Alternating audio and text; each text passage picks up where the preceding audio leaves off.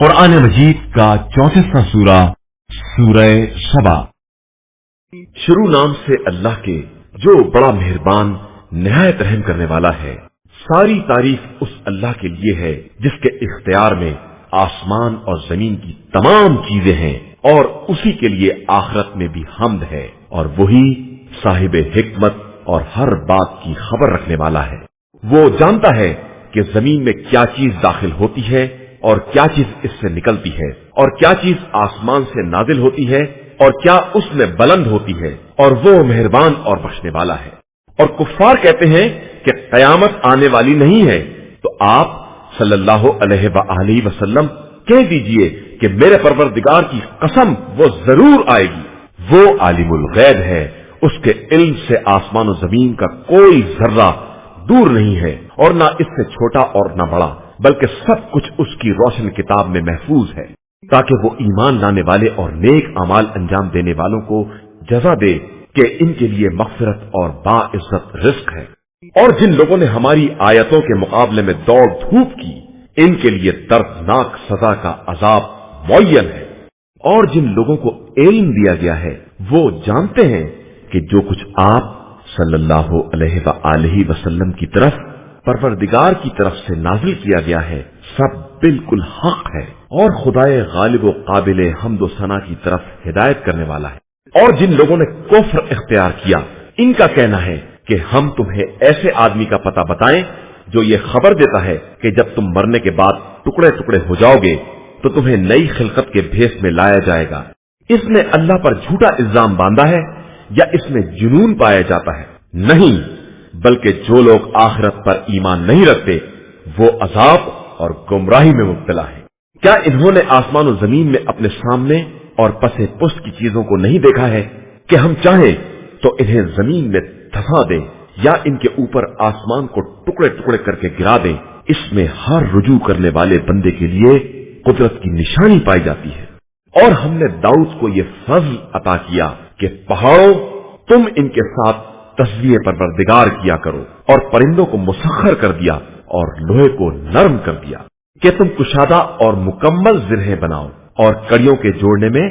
اندازے کا خیال رکھو، اور تم لوگ سب نیک عمل کرو کہ میں تم سب کے اعمال کا دیکھنے والا ہوں۔ اور ہم نے سلیمان کے ساتھ ہواؤں کو مسخر کر دیا کہ ان کی صبح کی رفتار 1 ماہ کی مسافت تھی، اور شام کی رفتار بھی 1 ماہ کے برابر تھی۔ اور ہم نے ان کے لیے تانبے کا چشمہ جاری کر دیا، اور جنات میں ایسے افراد بنا دیے جو خدا کی اجازت سے ان کے سامنے کام کرتے تھے، اور جس نے ہمارے حکم سے انحراف کیا ہم اسے آتش جہنم کا مزہ چکھائیں گے۔ یہ جنات سلیمان کے لیے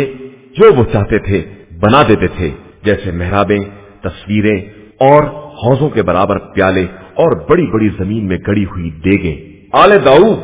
شکر ادا کرو، اور ہمارے بندوں میں شکر گزار بندے بہت کم ہیں۔ پھر جب ہم نے ان کی موت کا فیصلہ کر دیا تو ان کی موت کی خبر بھی جنات کو کسی نے نہ بتائی سوائے دیمک کے جو ان کے عصا کو کھا رہی تھی، اور وہ خاک پر گرے تو جنات کو معلوم ہوا کہ اگر وہ غیب کے جاننے والے ہوتے تو اس ذلیل کرنے والے عذاب میں مبتلا نہ رہتے۔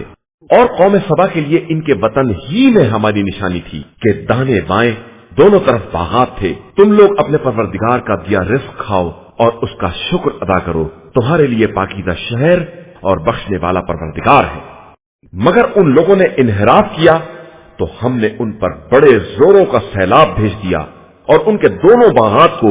ایسے 2 باغات میں تبدیل کر دیا جن کے پھل بے مزہ تھے، اور ان میں جھاؤ کے درخت اور کچھ بیریاں بھی تھی۔ یہ ہم نے ان کی ناشکری کی سزا دی ہے، اور ہم ناشکروں کے علاوہ کس کو سزا دیتے ہیں؟ اور جب ہم نے ان کے اور ان بستیوں کے درمیان جن میں ہم نے برکتیں رکھی ہیں کچھ نمایاں بستیاں قرار دیں، اور ان کے درمیان سیر کو معین کر دیا کہ اب دن و رات جب چاہو سفر کرو محفوظ رہو گے، تو انہوں نے اس پر یہ کہا کہ پروردگار ہمارے سفر دور دراز بنا دے، اور اس طرح اپنے نفس پر ظلم کیا تو ہم نے انہیں کہانی بنا کر چھوڑ دیا، اور انہیں ٹکڑے ٹکڑے کر دیا کہ یقیناً اس میں صبر و شکر کرنے والوں کے لیے بڑی نشانیاں پائی جاتی ہیں۔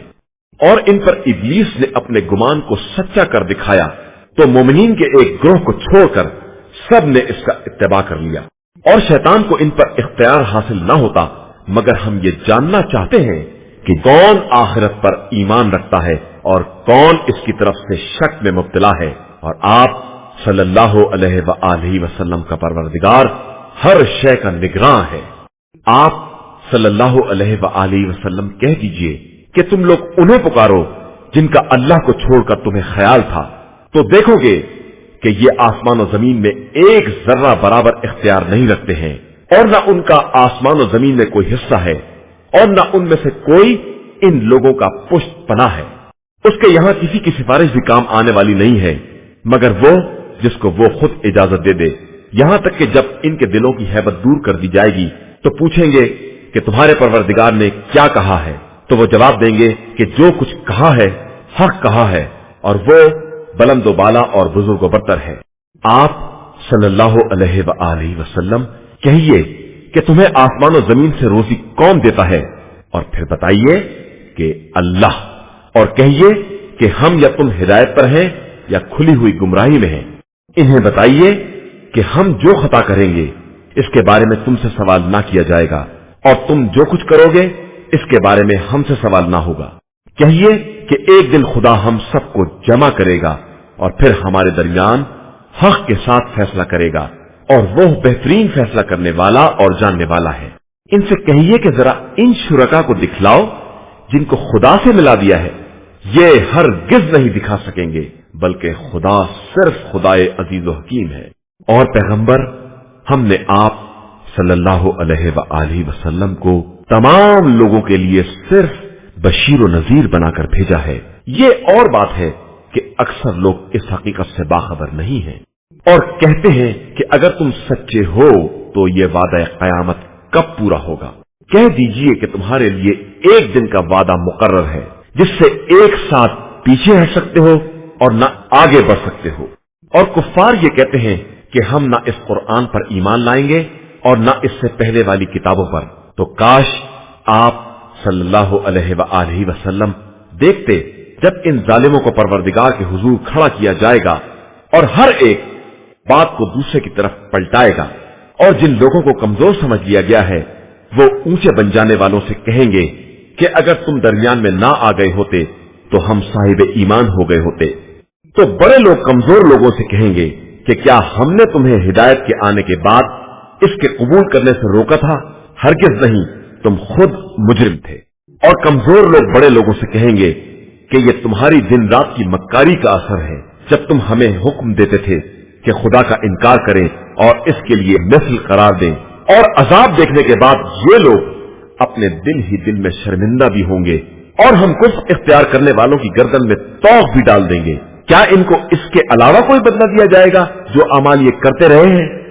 اور ہم نے کسی بستی میں کوئی ڈرانے والا نہیں بھیجا مگر یہ کہ اس کے بڑے لوگوں نے یہ کہہ دیا کہ ہم تمہارے پیغام کا انکار کرنے والے ہیں، اور یہ بھی کہہ دیا کہ ہم اموال اور اولاد کے اعتبار سے تم سے بہتر ہیں اور ہم پر عذاب ہونے والا نہیں ہے۔ آپ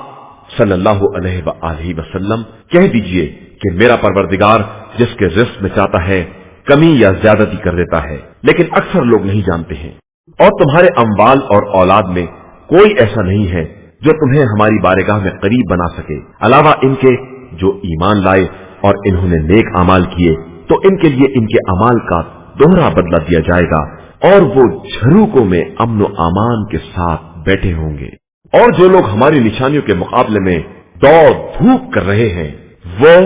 جہنم کے عذاب میں چھوڑ دیے جائیں گے۔ بے شک ہمارا پروردگار اپنے بندوں میں جس کے رزق میں چاہتا ہے وسعت پیدا کرتا ہے، اور جس کے رزق میں چاہتا ہے تنگی پیدا کرتا ہے، اور جو کچھ اس کی راہ میں خرچ کرو گے وہ اس کا بدلہ بہرحال عطا کرے گا، اور وہ بہترین رزق دینے والا ہے۔ اور جس دن خدا سب کو جمع کرے گا اور پھر ملائکہ سے کہے گا کہ کیا یہ لوگ تمہاری ہی عبادت کرتے تھے؟ تو وہ عرض کریں گے کہ تو پاک و بے نیاز اور ہمارا ولی ہے، یہ ہمارے کچھ نہیں ہے، اور یہ جنات کی عبادت کرتے تھے اور ان کی اکثریت انہی پر ایمان رکھتی تھی۔ پھر آج کوئی کسی کے نفع اور نقصان کا مالک نہیں ہوگا، اور ہم ظلم کرنے والوں سے کہیں گے کہ اس جہنم کے عذاب کا مزہ چکھو جس کی تکذیب کیا کرتے تھے۔ اور جب ان کے سامنے ہماری روشن آیتوں کی تلاوت کی جاتی ہے تو तो कहते हैं कि ये शख्स सिर्फ ये चाहता है कि तुम्हें इन सब से रोक दे जिनकी तुम्हारे आबाओ अजदाद परस्तिश किया करते थे, और ये सिर्फ एक गढ़ी हुई दास्तान है। और कुफ्फार तो जब भी इनके सामने हक आता है यही कहते हैं कि ये एक खुला हुआ जादू है, और हमने इन्हें ऐसी किताबें नहीं अता की हैं जिन्हें ये पढ़ते हों, और ना इनकी तरफ आप सल्लल्लाहु अलैहि वसल्लम से पहले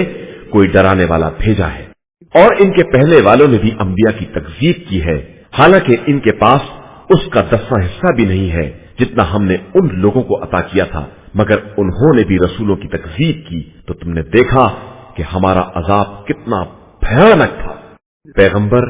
आप सल्लल्लाहु अलैहि वसल्लम कह दीजिए कि मैं तुम्हें सिर्फ इस बात की नसीहत करता हूं कि अल्लाह के लिए एक एक दो दो करके उठो, और फिर ये गौर करो कि तुम्हारे साथी में